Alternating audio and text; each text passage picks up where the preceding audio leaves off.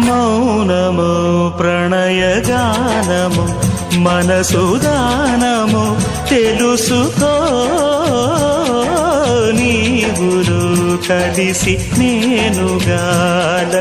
తోడుగా పిలిచి వలచాలే శిలలే చిగురించిన శిల్పం చెలిగా పిలిచే కనులే పండించిన స్వప్నం నిజమై నిలిచే